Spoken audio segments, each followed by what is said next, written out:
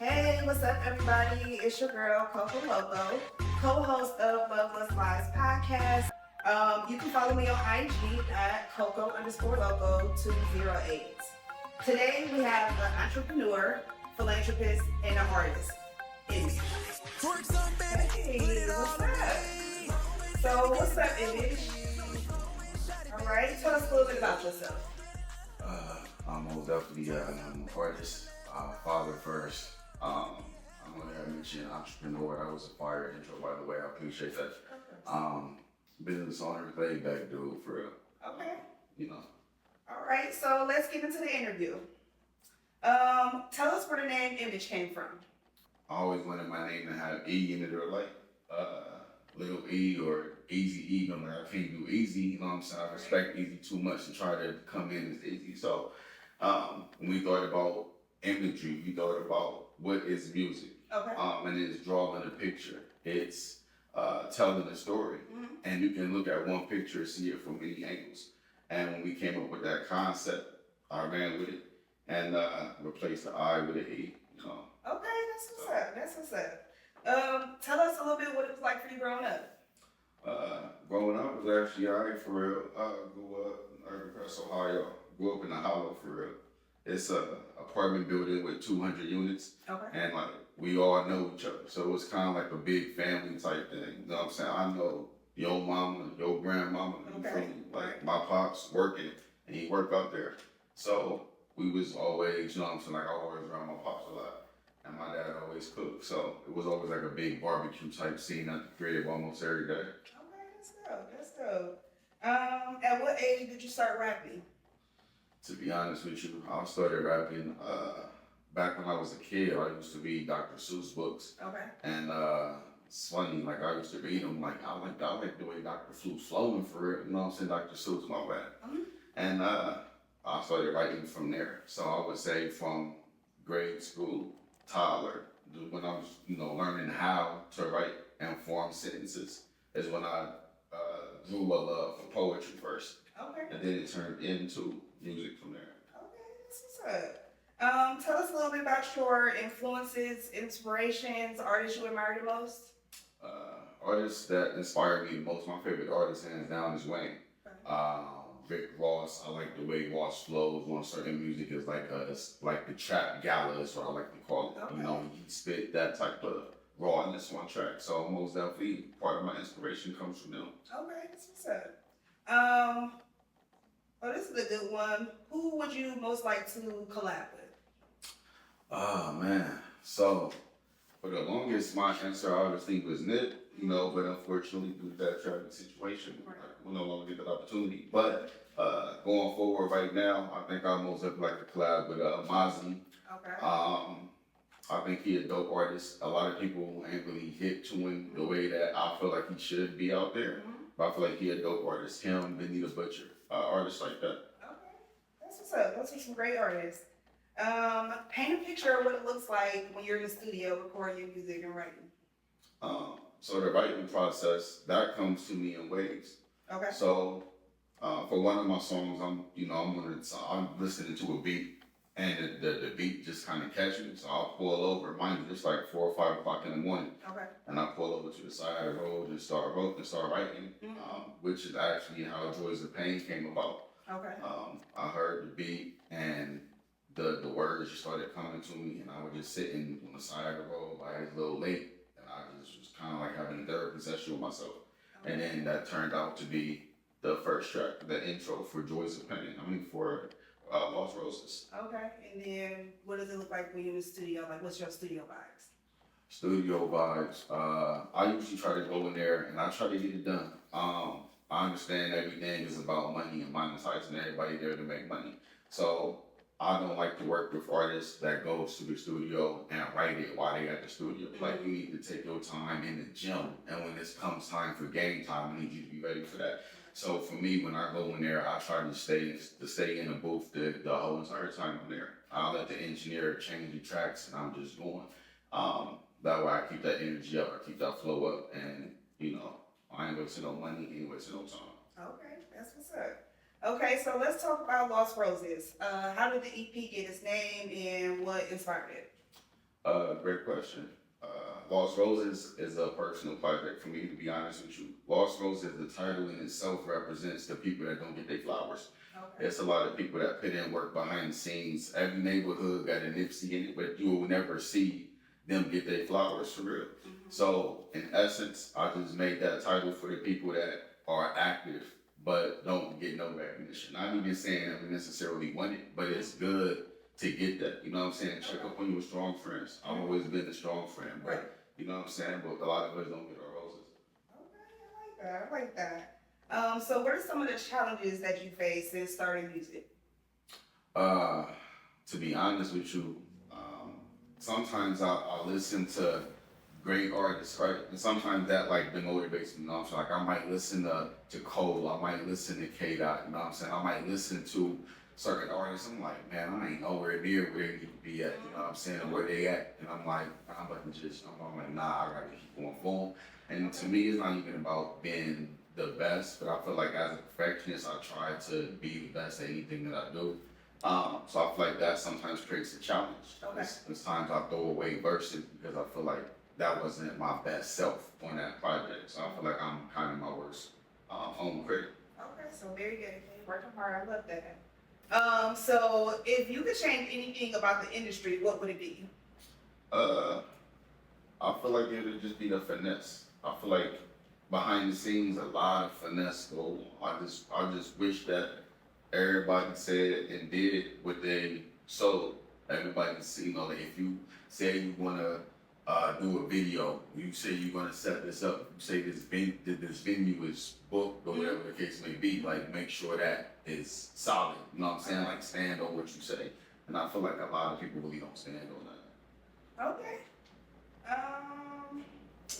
For all the people watching, where can they find your music?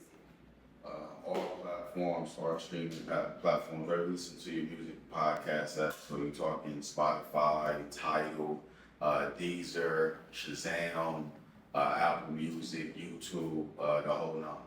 Okay, that's what's up. How important is it for you to continue to chase your dreams? Very. Okay.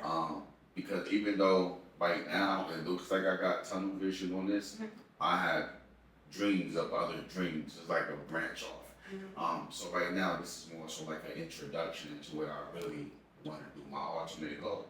But honestly, it feels good, and I really don't think I'm ever really going to stop pursuing it. Even if this one doesn't go the way that I intend for it to go, it's still going to lead to another stream. You know what I'm saying? That's what's up. What is your biggest accomplishment so far? To be honest with you, fatherhood. Okay. Out of all the titles that I may have, artist, director, entrepreneur, whatever the case may be, fatherhood. Growing up, I didn't see a lot of people with their dads. I never met a lot of my friends' dads. I met their mothers, I met their grandmothers. I never really met their fathers. Me having a father just let me know what I could do, and I can take it to the next level. You know what I'm saying? And with me, I love my kids, and that's really, That's what's up. I love babies. So you're a philanthropist. Tell us a little bit about that. How do you give back?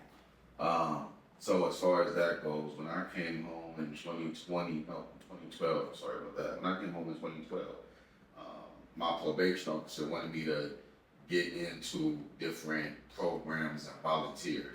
I suck at volunteering. I'm not gonna lie. I can do this for you, but you ain't really doing right by the people. So if I'm with you, I'm not doing right by them either. So I wanted to start my own. And that turned into the Street Advocates, where we go to high schools, we work with different types of teens, troubled teens, special education programs, diversity and inclusion programs, where the school might be predominantly white with no black staff on the payroll. So that's one way. Another way is through my business, through the landscaping business. I'm able to bring young adolescents in, show them how to make legal money, show them how to set up bank accounts, Roth IRAs, the whole nine, and how to get illegal. A lot of people want people to stop what they're doing with no other alternative. Okay, not only do I want you to get out of the streets, but here go a whole another lane that you can go into, that you can still make money legally. Okay, that's love that. Okay, so we talked about some good stuff. Let's get into a few more questions. We all want to know. Do you sing in the shower? And if so, what's your go-to song? I don't really sing. I ain't gonna hold you. I'm not really one of them singing people. I'm not. So you don't Like, get in the shower and just. I can't sing. Like I might hum or something. Okay. But I think I'm a thinker. So any moment I'm having that silence, if you will, that quiet time, I just like to let my brain go, Okay. into different avenues, wherever that may be, whether it's business, whether it's music, whether it's film, whether it's how can I be a better father, how can I be a better husband, how can I provide more, how can I, what I'm saying, always questioning myself to make sure that I'm meeting my production standards at home as well, as everything goes. Okay. That's what's up. What are some of the other special talents or gifts that you have? I'm not even going to say it's a talent, but I feel like I got the gift of patience. I have the gift of understanding. I feel like I'm super patient because I understand life a little bit. I don't look for the microwave effect is what I call it, that instant gratification. I don't look for that. Take your time with it. Because if I rush it, then, I'm not going to get what I want. So I feel like I'm being blessed with the gift of patience, even with children. It's, my daughter, she off the chain, what I'm saying, my little 3-year-old. But it's just that gift of patience with her. Okay, I love that. So, Image, life comes at you fast. How do you stay grounded? To be honest, I just think about that time. I did a little stretch, wasn't nothing too crazy. But when I was locked up, I was, working in the cafeteria, and they also had me as a laundry porter. And a lot of people don't realize this, but when you're working through the prison system, you only make $18 a month. So when I was doing that, in my mind, I'm like, when I come home, I'm hitting the ground running. You know what I'm saying? If I'm doing this for I ain't gonna say the system, and there's no telling what I can do for myself. Right. So that's what keeps me grounded, thinking about that. I put in work for way less. Now I control my own fate, so what am I gonna do it for? Okay, that's what's up. What are you working on? What future projects do you have going on? So right now I'm just getting into film. I'm acting in a new series that should be dropping. Should be either early next year or the end of this year. Okay. And it's the No ID series, so I should be in that. Shout out to Ivy, shout out to Red, shout out to Shannon for getting me over there. Shout out to Mark for that as well. Okay. So that's one of the next things I'm getting into. But then I'm also doing more of a more upbeat project. Lost Roses was more so like a personal audio autobiography, if you will. So this next project won't necessarily be as personal, but it'll be something that you can most definitely vibe to. Okay, well, vibes. Got a lot of vibes. What are some words of encouragement that you would have for up-and-coming artists or people out there that are trying to do some of the same things that you're doing? Don't give up. If it's not working, work it. Try to talk to different people, get in those different rooms, and attract the company that you want. Sometimes you trying to chase something, but you're so busy trying to chase it that you're not putting in the work that you need for it to even attract you. So I would say, stay grounded and keep going. You know what I'm saying? Like Nip say, it's a marathon, it's not a race. You know what I'm saying? Go ahead and take your time, but just don't stop. That's gonna be the only thing that's gonna stop you is you. Okay, that's great advice.